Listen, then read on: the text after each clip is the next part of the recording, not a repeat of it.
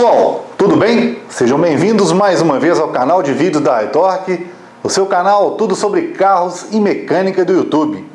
Hoje eu quero falar para vocês que andam me enviando e-mails sobre sonda lambda. Por que este componente dá tanto problema? Por que ele custa tão caro na maioria das vezes? E como ele funciona? Vamos lá! Eu poderia ficar falando sobre partes de combustível, eu poderia ficar falando com você sobre HC, sobre análise de gases e uma série de outras coisas em termos técnicos que vocês não entenderiam bolufas nenhumas. Então vamos fazer o seguinte, deixa eu tentar mostrar para vocês como uma sonda lambda funciona, porém de uma forma mais prática, mais simples. Topam? Então vamos lá. Vamos imaginar um motor em funcionamento. Para você que já é entusiasta, já acompanha o nosso canal, tenho certeza que você já entende basicamente como um motor a combustão funciona. Ele precisa admitir ar e combustível, comprimir aquilo tudo, colocar fogo naquela mistura e produzir energia mecânica. Depois que aquela mistura conseguiu empurrar um pistão para baixo e movimentar a árvore de manivelas, resta apenas os gases queimados. E qual é o destino desses gases queimados? Sistema de exaustão. E nada melhor do que os gases que restam do processo de combustão para que você tenha uma noção de verdade do que anda acontecendo dentro do motor. Então, o que os engenheiros fizeram? O que a engenharia automotiva desenvolveu? Junto com o advento da injeção eletrônica, depois de alguns anos, as centrais se tornaram digitais. Também foi introduzido um sensor que consegue detectar a porcentagem de oxigênio presente lá atrás na saída dos gases. Interessante, né, pessoal? Então, graças a este sensor, a central de injeção consegue saber perfeitamente se naquela queima ela tem mais combustível ou mais ar. E com essa informação ela pode mudar os mapas e compensar essas diferenças, fazendo com que o motor trabalhe com uma mistura mais próxima do ideal, que a gente chama de mistura estequiométrica. Bacana? Então vamos lá. Vamos falar de forma cada vez mais simples. Eu tenho que tomar cuidado para não complicar o entendimento de vocês. Sonda lambda, sensor de oxigênio, sensor de O2. Para mim, está aqui na minha mão, um nariz eletrônico. Vamos imaginar isso? Vamos brincar assim? Um nariz eletrônico que cheira os gases de escapamento do carro e, através do seu sistema, da sua construção, ela varia a tensão de resposta, envia para o módulo e o módulo sabe o que está acontecendo de fato naquele motor. Este narizinho fica lá cheirando os gases, como se o motor estivesse produzindo vários bolos ou vários doces e ela fica lá provando a cada segundo, a cada milissegundo ela está ali provando e falando, tá bom, tá ruim, tá bom, tá ruim, tá bom, tá ruim, tem muito açúcar, tá faltando isso e aquilo, e aí a central fica alterando o seu mapa de injeção e fazendo com que o motor trabalhe naquela faixa ideal, estequiométrica, aquela mistura que, além de produzir um bom desempenho, uma boa queima dentro da câmara de combustão, ela também propicia um baixo consumo de combustível. Uma mistura ideal é aquela que não extrapola. Ela não é nem rica, nem pobre. Isso que é o tipo de comentário, é o tipo de explicação usada quando a gente fala de mistura. Olha, esse carro está com mistura rica. Aquele cheiro forte de combustível cru queimando no escapamento ou no catalisador do carro.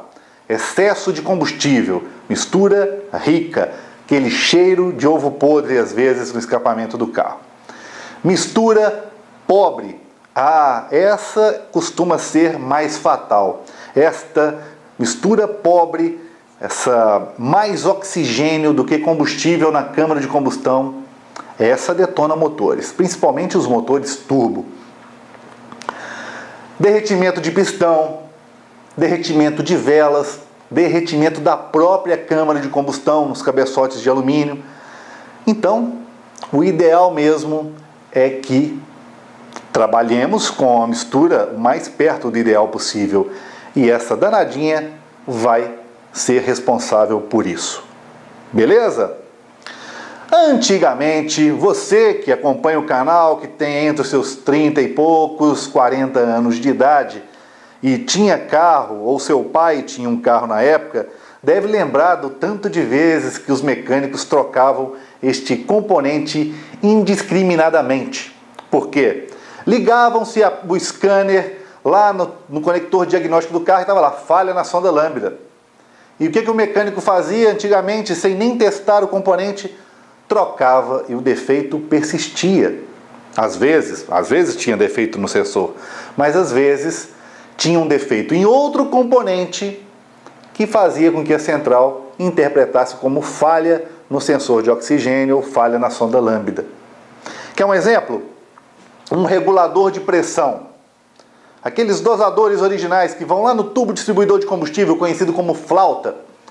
Eles furavam o diafragma e o motor aspirava combustível por uma outra parte além dos injetores e acontecia uma queima, a mistura ficava muito rica e a sonda ficava falando, tá rica a mistura, tá rica a mistura. E a central diminuindo o tempo, diminuía tanto o tempo de injeção e a sonda falando ainda que estava rica a mistura, que ela falava, esse componente está com pau.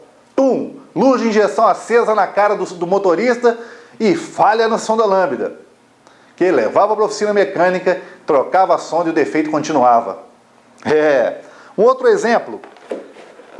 Sensor de massa de ar, MAF, MAP também, tem um medidor de pressão absoluta, debímetro ou o que for.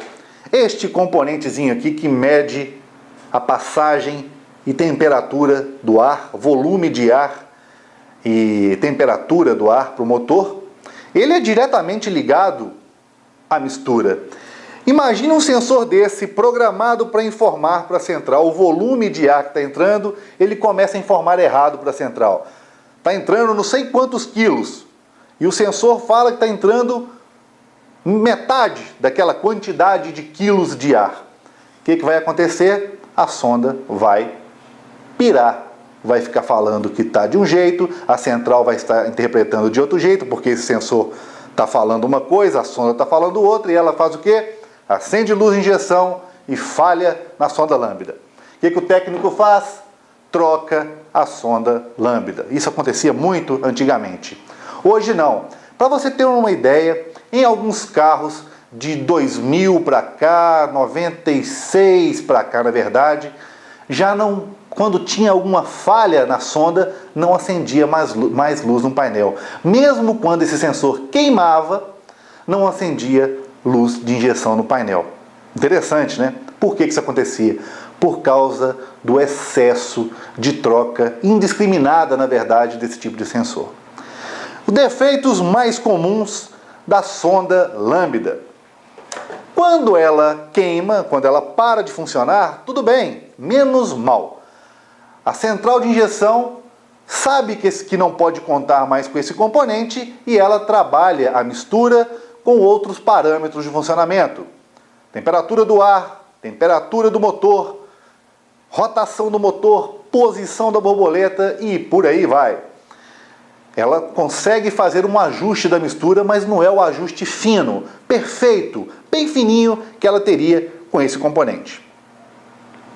Agora, quando este sensor começa a informar que tem muito ar, quando na verdade o motor está admitindo ar direitinho, jogando combustível direitinho, ela bagunça com a programação da central e a central começa a jogar mais combustível.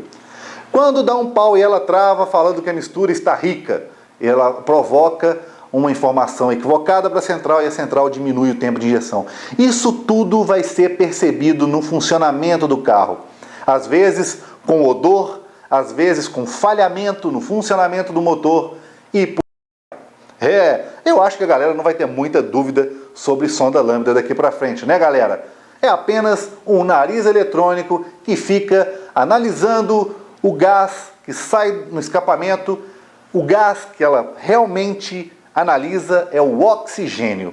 Se tiver menos oxigênio, mistura rica. Se tiver mais oxigênio, mistura pobre. E assim caminha a humanidade com passos de formiga sem vontade.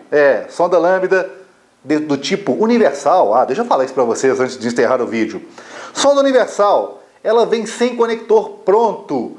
Ela serve em vários modelos de carros. Portanto, ela vem com um adaptador, um conector, para que você possa aproveitar o conector existente no seu carro. Bacana? Sonda lambda. Vocês vão me ver falando sobre muitos sensores, sobre vários assuntos, de uma forma mais descontraída e mais simples, para que você possa, de fato, entender como aquele sensor funciona e para que ele existe, né, galera? Muita gente tem curiosidade e aprender nunca é demais. Um abraço para vocês e até o próximo vídeo.